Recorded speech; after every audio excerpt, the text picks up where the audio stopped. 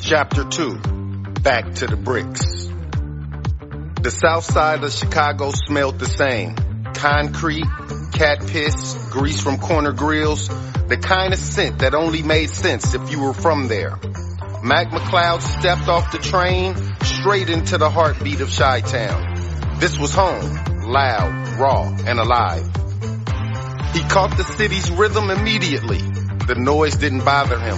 After all, silence was where war lived. The noise was comfort. The noise was light. He flagged down the cab and gave the address to the Debrini Green projects. The driver raised a brow and said, "Are you sure you want to go there?" Mac replied, "I'm from here. Please take me home." His mom, Brenda McCloud, stood barely 5 feet tall, wore a house coat year-round, and had a love-hate relationship with her cats. She hadn't seen her son in years. The letters stopped coming about 4 years in, and she feared the worst. But here he was, tall and built, knocking at her door like it was Sunday dinner time. She opened the door, squinted her eyes, then smiled wide. "Hey there, young man." "Hey, baby girl," Mac grinned with his arms open. They hugged tight, the kind of hug they made the years disappear. She kissed his cheek, then slapped the back of his head. "Boy, you better not disappear on me like that again." Inside the apartment, it was exactly how Mac left it. Plastic on the couch, black and white photos on the wall, a ceramic ashtray that hadn't moved in decades. She then whipped up some greens, cornbread, and her famous apple pie, like she had been preparing for this day forever. They talked for hours, mostly her talking, him listening, and for the first time in a long time, Mac felt safe. That night, in his childhood room, it felt small, but it felt sacred. He laid on a twin mattress staring at the ceiling. On his mind, though, was Peaches. He didn't even know her last name, but she still lingered in his mind.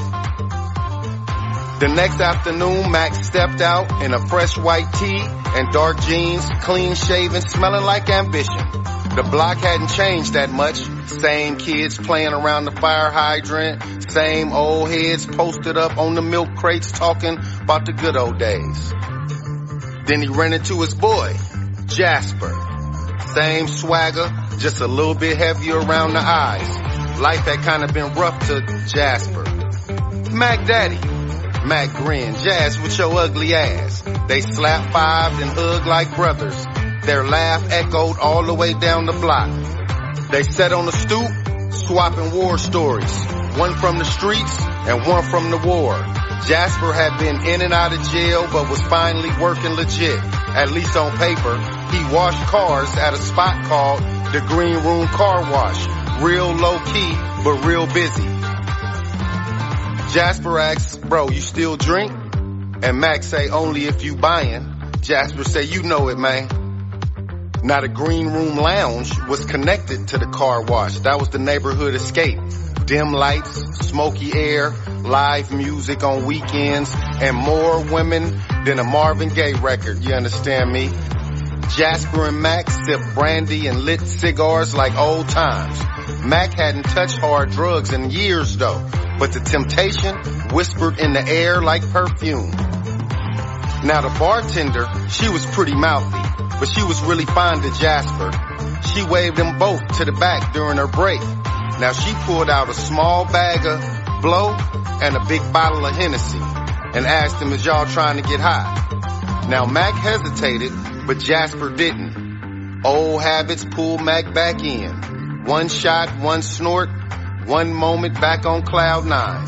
And just like that, the game was back in motion. They played pool, they drank, and they talked about business. Mac wanted out of the system. No more orders, no more war. He wanted ownership. He wanted his own legacy. Jasper asked, "What are you trying to open?"